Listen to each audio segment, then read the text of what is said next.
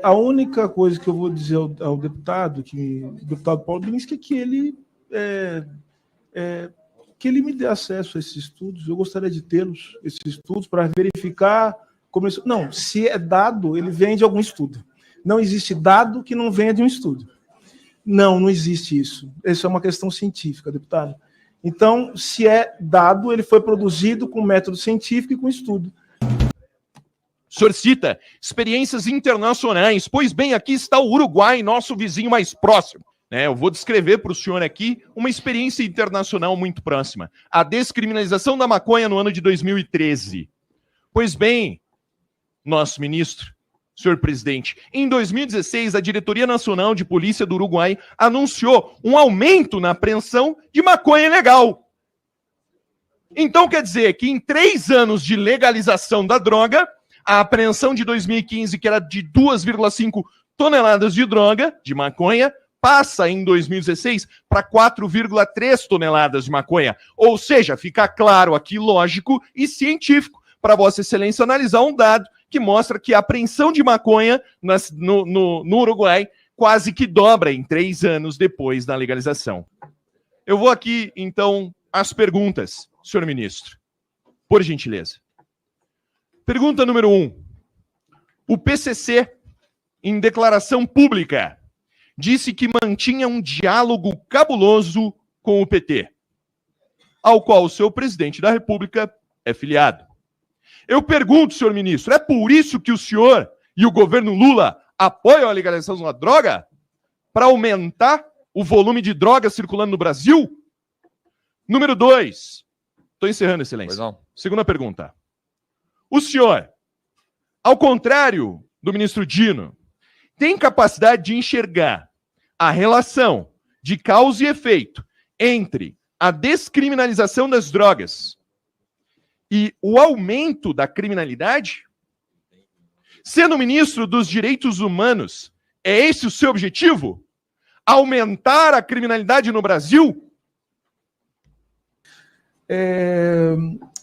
Primeiro, o deputado fala a respeito de como minhas posições pessoais, elas podem ser contestadas. É isso que se faz numa democracia. É óbvio que podem ser contestadas minhas opiniões pessoais. Desde que fique muito evidente o que são minhas opiniões pessoais e o que são diretrizes de governo. As minhas opiniões pessoais, nem sempre elas se tornam diretrizes de governo, e ainda bem que assim seja. Porque, numa democracia, o que nós fazemos é construir isso em torno de um diálogo.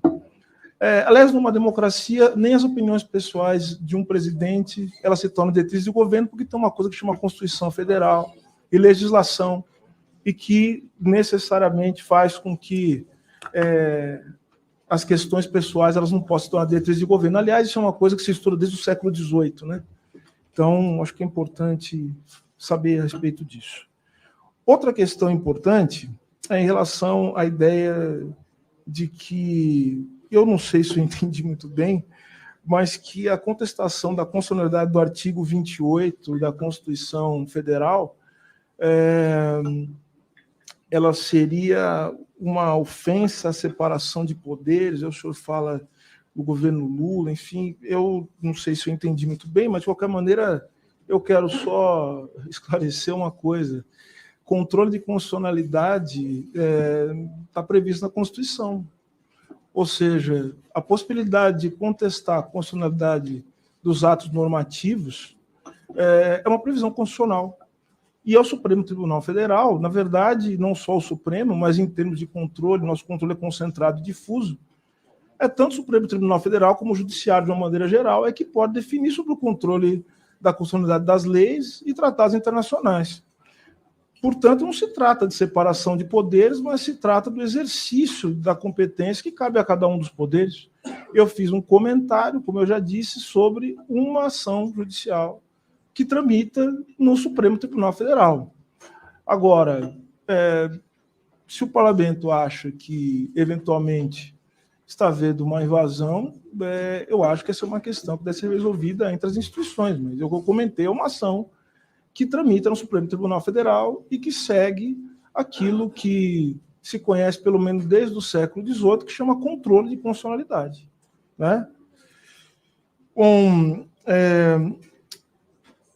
Por acaso, deputado, eu sou de São Paulo, né? Não sei se o senhor sabe disso. Conheço muito bem aquela região do centro de São Paulo, chamada Cracolândia. E eu diria o seguinte, a Cracolândia, nós sabemos que se espalhou, né? Mas a Cracolândia ficava num lugar de São Paulo. A Cracolândia acabou de se espalhada, né? Para São Paulo, para o centro inteiro de São Paulo, né? E esse é o resultado de políticas que algumas pessoas defendem, né? Ou seja, a política de derrubar, por exemplo, hotéis e casas na cabeça das pessoas. Isso resultou, né, as ações ostensivas de violência, que não levavam em consideração as questões de saúde pública, resultaram não na resolução do problema, no espalhamento do problema. Se o senhor quer falar sobre experiências internacionais, existe, em outros lugares do mundo, existiram experiências também em que havia um uso concentrado de drogas em lugares específicos. Isso aconteceu na Holanda, aconteceu na Áustria, aconteceu em Nova York, que é uma experiência também mais controversa, enfim, tem uma série de estudos sobre isso. E, pelo que me consta, pelo que a literatura mostra, os estudos mostram nesse sentido, todos os lugares em que, na Alemanha, né, lugares em que havia um uso de drogas em céu aberto, em Portugal também, enfim, isso foi resolvido com uma mistura inteligente de políticas repressivas contra o tráfico, mas, ao mesmo tempo, também cuidando dos usuários, das questões relacionadas à saúde pública. Não houve nenhum lugar do mundo em que esse problema tenha se colocado, em que as soluções que historicamente são dadas ao problema aqui no Brasil, e eu quero lembrar o seguinte, né? As políticas que são colocadas no Brasil acerca da questão são políticas de repressão, políticas que não levam em conta a dimensão do problema como saúde pública. Então, é uma falácia dizer que nós estamos como estamos por conta de políticas que não são mais duras, porque é só a dureza que tem imperado, né? É só a criminalização que tem imperado. E nós estamos aqui, né? E aí podemos olhar os estudos, olhar as experiências e verificar como isso ocorre ou não. Agora, o senhor fala que não existe... a gente pode perguntar para qualquer médico tal, e vão dizer que as drogas deterioram a saúde. É óbvio que as drogas deterioram a saúde, inclusive o álcool, né? Assim, acho que é importante que se fale disso. Os médicos, eles não recomendam que a gente beba muito também. Isso é muito ruim. E eu posso dizer isso tranquilamente, falei isso numa entrevista. Eu fui tomar a primeira taça de vinho já quando era advogado, né? Quando era advogado. E não só porque não tinha dinheiro para comprar vinho, mas também porque dentro da minha casa era assim que as coisas funcionavam. E nesse sentido, a gente pode pensar um mundo sem drogas, a gente também pode pensar um mundo de amor, um mundo sem armas, um mundo sem violência. Né? Então, ou seja, o problema das drogas existe, nós temos que lidar com eles com esse problema no campo da realidade. Né? Enfim, eu acho que isso é muito importante. Eu acho que, por respeito à sua citação e à sua inteligência, eu acho que é importante, o senhor citou o filósofo francês Michel Foucault, né? É importante porque Michel Foucault ele realiza um dos primeiros estudos sobre prisão e encarceramento, né, revisando uma ampla literatura sobre isso, e uma das conclusões que ele chega, e ele era um historiador, né, de mão cheia, um psicanalista, filósofo, e eu sou um homem que respeito a ciência, a filosofia, é assim que eu ajo.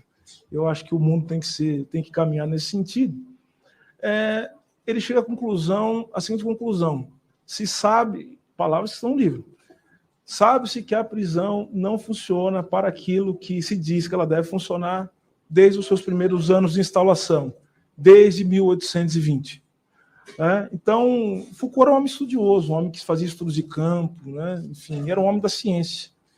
Então, é sempre bom, além da experiência prática, pessoal, que nos dá uma dimensão fenomênica da vida, é importante também que nós possamos recorrer àqueles que estudaram muito antes de nós e que são responsáveis por questões muito interessantes e que todos nós devemos aprender, né? Então, acho importante citar Foucault aqui. É importante ter experiência prática, mas é importante estudar Foucault também, tá? Bem importante. E outros também. Vossa Excelência citou uma série de estudos aí, e falou a respeito da ineficácia, né, das políticas, acho que foi isso, a ineficácia das políticas de descriminalização. Eu diria o seguinte, eu apresentaria também ao senhor uma série de estudos que vão absolutamente na direção contrária do que o senhor está falando. Falar da absoluta ineficiência da política de drogas que é levada a cabo no Brasil, a chamada guerra às drogas. Né? Olha só, nem nos Estados Unidos se acredita nisso. Aí eu vou dizer muito sinceramente, o senhor falou da sua experiência pessoal, eu também posso falar da minha experiência pessoal, porque eu morei em Nova York, e eu sei que a política de drogas, eu falei, tem muita gente que gosta dos Estados Unidos, e, enfim, gosta da política que lá é implementada, gosta da forma com que eles tratam as coisas lá, enfim.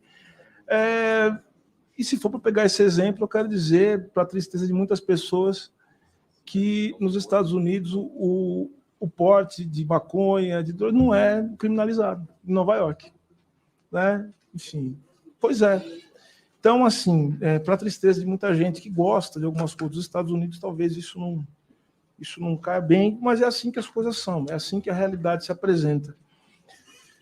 Em relação às suas ilações a respeito da relação entre o Partido dos Trabalhadores e o crime organizado, eu vou me furtar a responder isso, porque isso é de uma disfarçatez, e é tão fora de propósito para o que a gente se propõe a vir aqui, que eu nem vou responder essa questão, porque considero que isso não é uma questão, mas é uma provocação que não está à altura do Parlamento brasileiro.